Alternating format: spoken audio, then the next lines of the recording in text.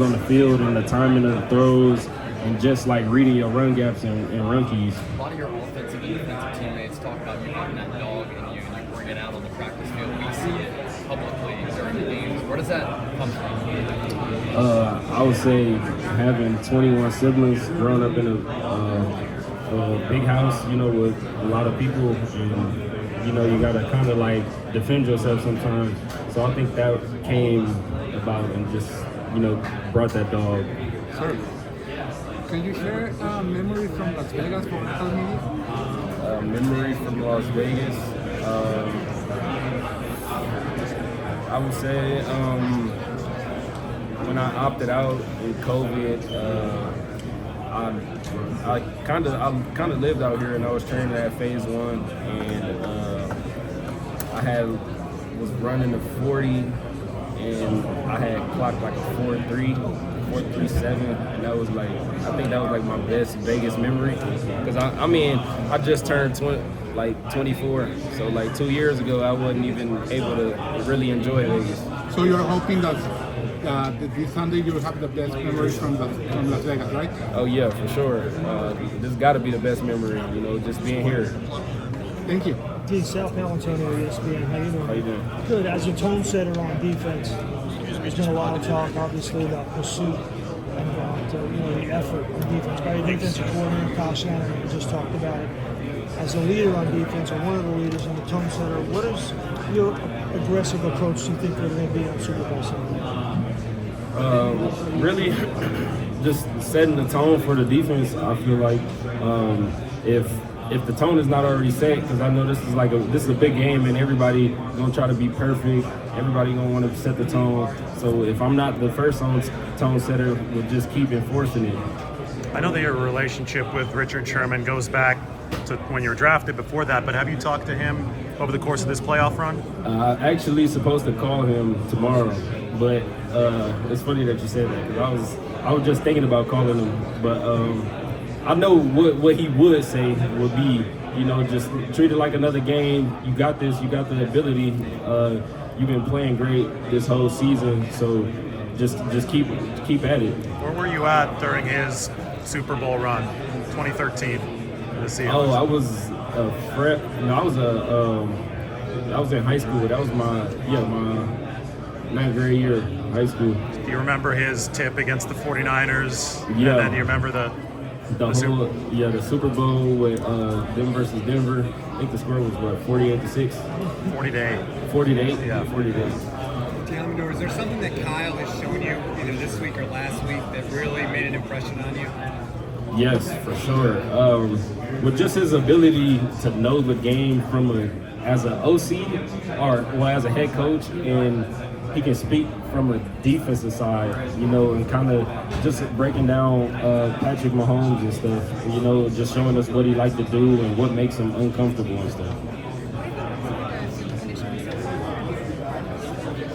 I really didn't even know about the field conditions until I seen it on Twitter, and then it was just I really got to see it again, to kind of because I really didn't really pay attention to it.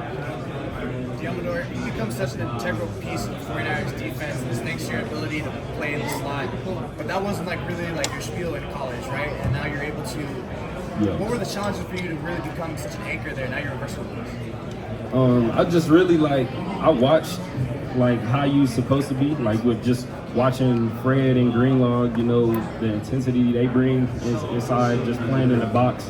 So I think I just really wanted to match that. I feel like when you put a nickel in the game, it's more for a pass, and I feel like in this league, a lot of nickels don't like tackling. Well, they like tackling, but they don't really putting a stamp down on a running back or me. I have no there's no fear in me to tackle anybody. Deommodore, do you get a sense with this team? It's obviously a team that's built for success now. There's a lot of veterans. First time for you, but as one of the younger guys, do you get a sense?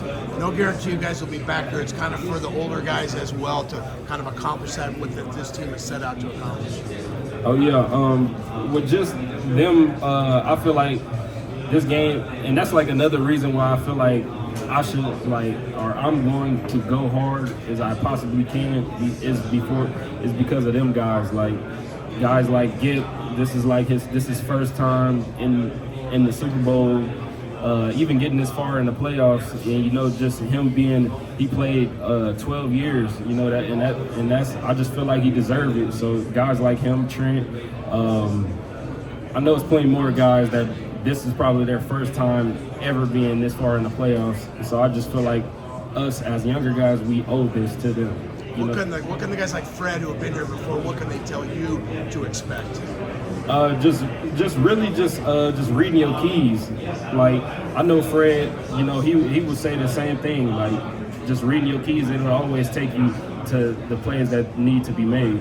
Talk about that nickel position and versatility. How exceptional is it for your team to have guys like Fred and Dre who almost have like DB backgrounds in college? They could cover.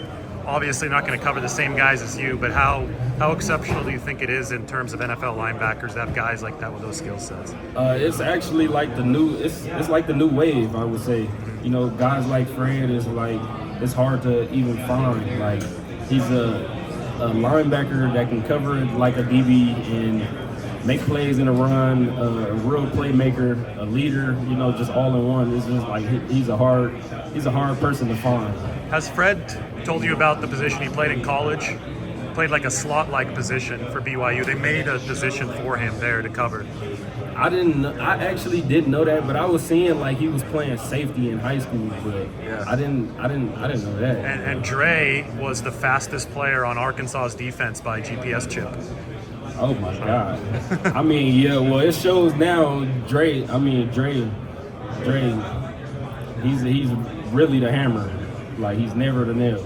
That's one thing I can say about Dre, and the way he plays with his hair on fire, he brings the intensity to the defense. Also, he got me acting like I'm him, So yeah, I'm very thankful for both of them, Dre and Fred. How much did your defense enjoy watching the offense work, and then vice versa? How much does the offense enjoy seeing your defense go to work on the sideline? I ain't gonna lie, I love seeing our offense play because I be thinking in my head like I want to see other teams try to stop us, like just to see what we go through in practice, like it just be funny. So we're here at Athletes in Action, and we're asking about faith family football. What does faith and family mean to you on Sunday? Oh, faith and family is everything. My family is gonna be at the game. They believe in me, and just having them there and knowing that I'm representing our legacy. It just means everything. And if you could say anything to your family right now, what would it be? Cheer loud on Sunday. It's going to be a good one. And Niners is going to win. I know it's only Tuesday, but can you tell us just about the Super Bowl experience? Is it what you expected? The hotels, the lights, the event last night? Like, what is the experience really like as a player? Last night was crazy. I've seen so many lights, so many people. I didn't talk to so many people, and it was a blessing to be here. Like I definitely, like, my whole career, I want to keep doing this. Like I just it was so much love I felt like in the stadium, and just being able to be with my team that I've been grinded out with for years, and just we getting the moment that we deserve. So now it's just up to us to just go and win it. Deommodore, how did the coaching staff approach you about incorporating you into playing in the nickel position? Really, I'm the person, whatever they ask me to do, I'm gonna do it to the best of my ability. And I'm just happy they just trusted in me, to be able to work inside and out. How did you feel about like the learning curve when you first started getting like your reps there? I knew it was something that I had to get used to, because it's not like you got to read the run, you got to read the pass, you got to kind of read receivers' body language to know when the run or pass is coming. So it was just kind of more on me, just picking it up fast. I had to just just find little keys and just really lock in to really excel at the position. The last time you played the Chiefs, Cole Hardman had basically a career day. Have you guys looked at that game at all and said this is not going to happen? Yeah, I mean, we didn't really look at it because we're a totally different team. So I mean, that wouldn't happen anymore. You were in college when these Chiefs started rising under Mahomes and Kelsey, and obviously the 49ers played them in the Super Bowl. You're an NFL prospect like that. Do you as a DB, did you watch that Super Bowl like with thinking in your head, if I play these guys in the NFL, how am I going to stop them? Is that already in your mind at the time? That is actually crazy because like I was probably I don't even want to say this, but I was like a Chiefs fan. Like I was like I was happy to see like Tyreek Hill run, you know, on a game Madden because I play Madden a lot. So on Madden, he was like the fastest player in the game, and Mahomes was able to throw the ball the farthest. So then I'll just send him on street routes and nobody can beat me. So I was kind of like a Chiefs fan. But no Tyreek this time for you to defend. Oh yeah. So. What factors do you consider or